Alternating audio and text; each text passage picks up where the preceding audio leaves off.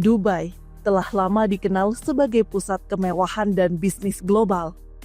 Namun, di balik gedung pencakar langitnya, kota ini juga menjadi surga bagi para kriminal kelas kakap. Laporan dari berbagai lembaga intelijen dan investigasi internasional menunjukkan bahwa Dubai menjadi tempat aman bagi para bandar narkoba, mafia keuangan, dan sindikat kriminal yang memanfaatkan sistem perbankan bawah tanah seperti hawala. Di video ini, kita akan menelusuri bagaimana Dubai menjadi pusat pencucian uang dan kejahatan terorganisir dengan menyoroti kasus-kasus terkenal seperti Robert Daus dan jaringan kriminal lainnya.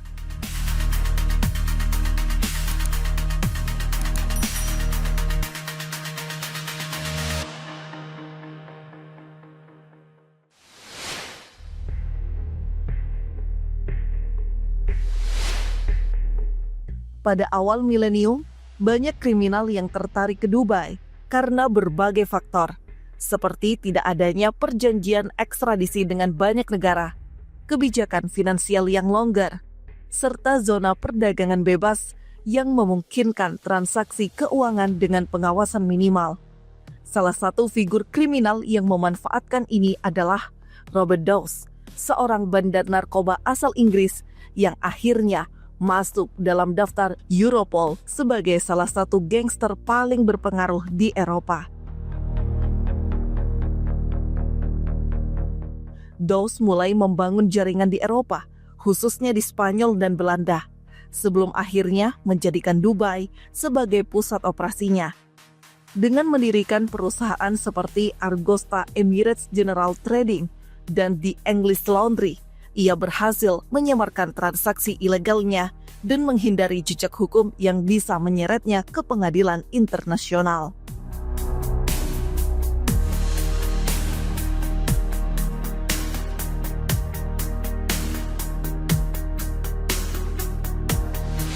Sistem perbankan bawah tanah hawala. Salah satu aspek utama yang membuat Dubai menjadi tempat ideal bagi kriminal adalah sistem perbankan bawah tanah yang dikenal sebagai hawala.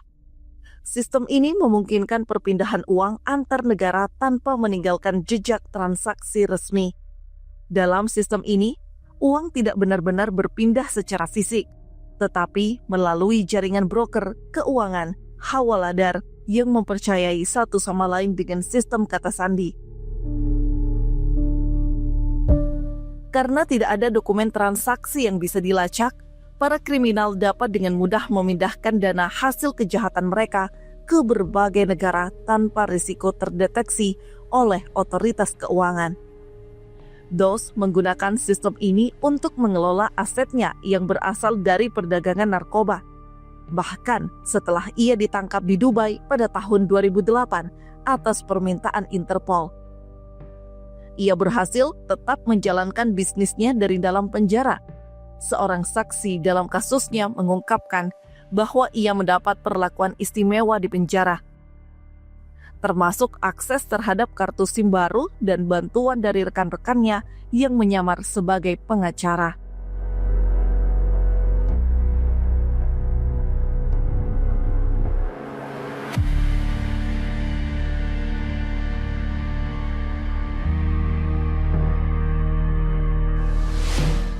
Kelemahan sistem hukum Dubai.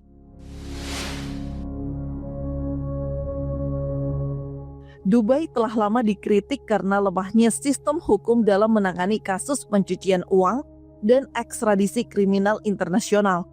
Salah satu trik yang digunakan Daus untuk menghindari ekstradisi adalah dengan sengaja membuat kasus cek kosong agar ia dipenjara selama 3 tahun di Dubai. Dengan cara ini, ia bisa mengulur waktu dan merusak kasus hukum yang menjeratnya di Spanyol.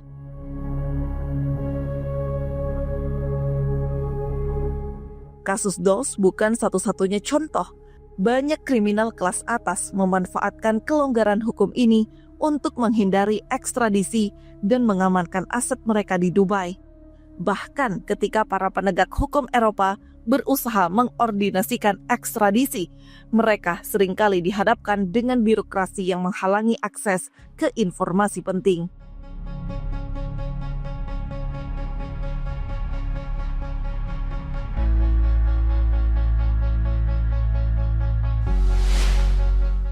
Jaringan kriminal di Dubai.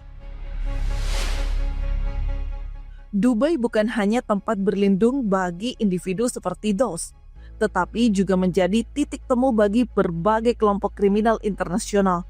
Seorang petugas intelijen Eropa yang telah menyelidiki kejahatan terorganisir selama lebih dari 2 dekade mengungkapkan bahwa Dubai adalah nukleus dari kriminalitas tingkat tinggi. Menurutnya, kota ini adalah tempat di mana para pemimpin kejahatan bertemu, berbagai informasi, dan membuat kesepakatan tanpa perlu khawatir akan pengawasan yang ketat seperti di Eropa atau Amerika Serikat. Properti mewah di Palm Jumeirah, pusat perbelanjaan kelas atas, serta restoran eksklusif menjadi tempat berkumpul bagi para tokoh kriminal dunia untuk membangun koneksi dan memperluas jaringan bisnis ilegal mereka.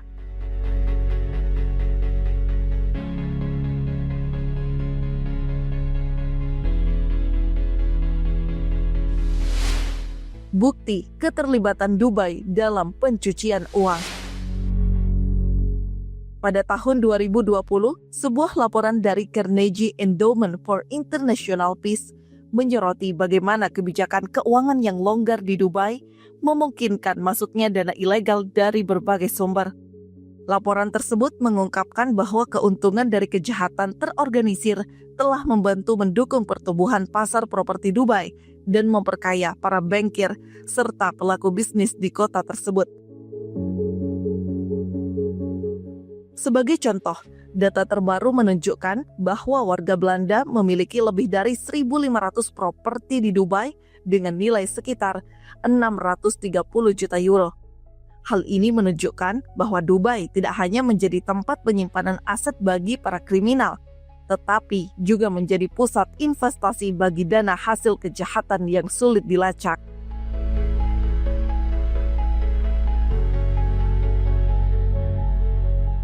Meskipun Dubai masih menjadi pusat aktivitas kriminal, beberapa upaya telah dilakukan untuk membatasi pergerakan para pelaku kejahatan.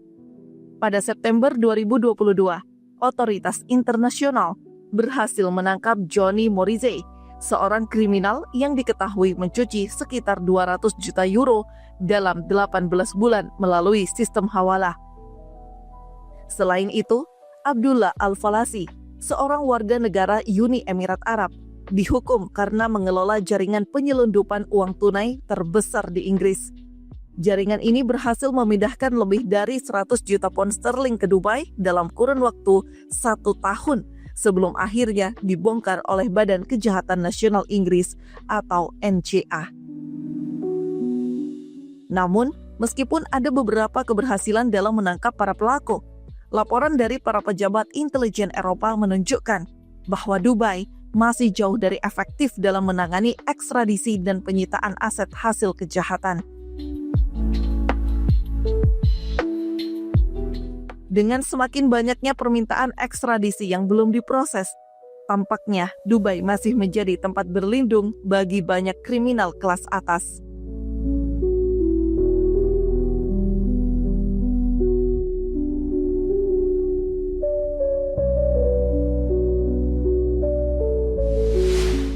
Dubai sebagai surga properti bagi bos narkoba.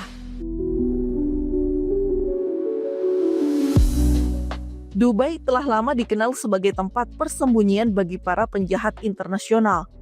Namun, kota ini juga menjadi surga bagi investasi properti mereka. Investigasi Dubai Unlock mengungkap bahwa setidaknya 53 properti di Dubai telah dibeli oleh 10 bos narkoba yang menjadi buronan Belgia dan 4 kerabat mereka. Properti-properti ini mencakup apartemen mewah, villa, dan bahkan lahan kosong, dengan total nilai diperkirakan mencapai 56 juta euro. Data yang bocor menunjukkan bahwa transaksi pertama dilakukan pada 2011. Tetapi sebagian besar pembelian terjadi dalam beberapa tahun terakhir. Para penjahat ini tidak hanya membeli properti, tetapi juga menyewakan kepada warga negara dari berbagai negara, termasuk Yordania, Inggris, Prancis, Serbia, dan Rusia, menghasilkan pendapatan sewa hampir 3 juta euro.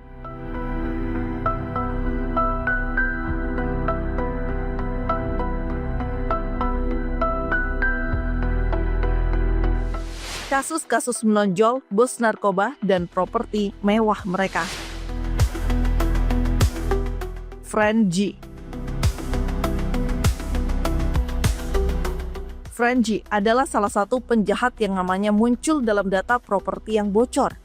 Dia diduga memerintahkan eksekusi seorang pria Albania yang ditembak dengan senapan mesin di Molenbeek pada November 2020.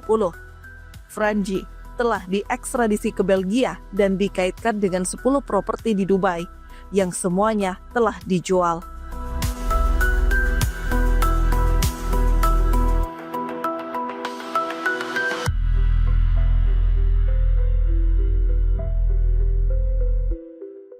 Joseph L. atau Bolejos. Joseph L., seorang Belanda berusia 32 tahun, adalah salah satu penjahat paling dicari di Eropa. Dia dihukum 12 tahun penjara oleh pengadilan Belgia karena memimpin organisasi kriminal yang menyelundupkan kokain dari Brasil dan Ekuador. Investigasi mengungkap bahwa dia juga memiliki properti di Dubai.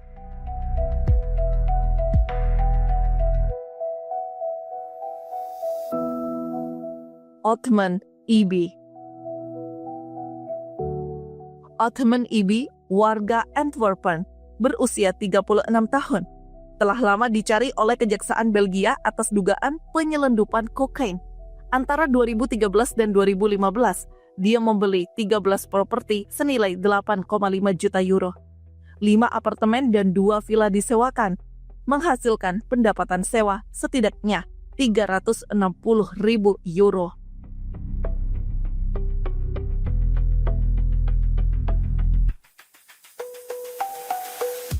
Modus operandi. Bagaimana uang haram mengalir ke pasar properti Dubai? Investigasi ini mengungkap betapa mudahnya para penjahat memasuki pasar properti Dubai. Seorang agen properti di Dubai bahkan menyatakan bahwa pembeli dapat membeli apartemen dengan tas berisi uang tunai atau mata uang kripto tanpa pertanyaan tentang asal-usul dana. Meskipun UAE telah menerapkan aturan anti pencucian uang yang lebih ketat pada Februari 2023, para ahli korupsi menyatakan bahwa pasar properti Dubai belum berubah secara signifikan. Pembeli masih dapat menyembunyikan identitas mereka melalui trust, perusahaan holding, dan yayasan. Menteri Kehakiman Belgia, Paul van Tigel, menyatakan bahwa dia telah bertemu dengan rekan dari UAE pada Maret 2023 untuk membahas kerjasama dalam penyitaan aset. Namun, upaya ini menghadapi tantangan besar, mengingat kompleksitas jaringan keuangan internasional yang digunakan oleh para penjahat.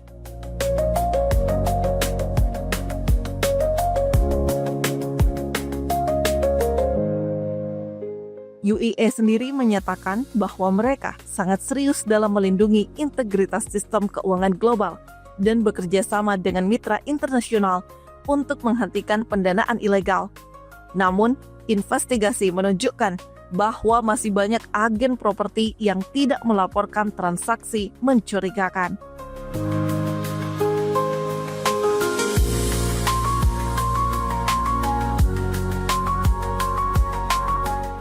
Dubai telah membangun reputasi sebagai salah satu kota paling makmur di dunia.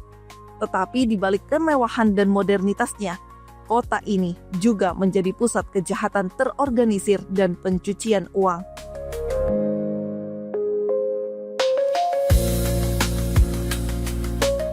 Dengan sistem hawala yang sulit dilacak, kebijakan ekstradisi yang lemah, serta regulasi keuangan yang tidak ketat, Dubai terus menjadi tempat yang menarik bagi para kriminal internasional. Meskipun ada beberapa upaya penegakan hukum dari pihak berwenang, tantangan besar masih ada dalam membongkar jaringan kejahatan yang telah mengakar di Dubai. Untuk benar-benar mengatasi masalah ini, perlu ada tekanan internasional yang lebih kuat serta reformasi hukum yang lebih ketat di Uni Emirat Arab. Tanpa langkah konkret, Dubai akan terus menjadi surga bagi para kriminal dan tempat yang aman bagi mereka untuk mencuci uang hasil kejahatan mereka.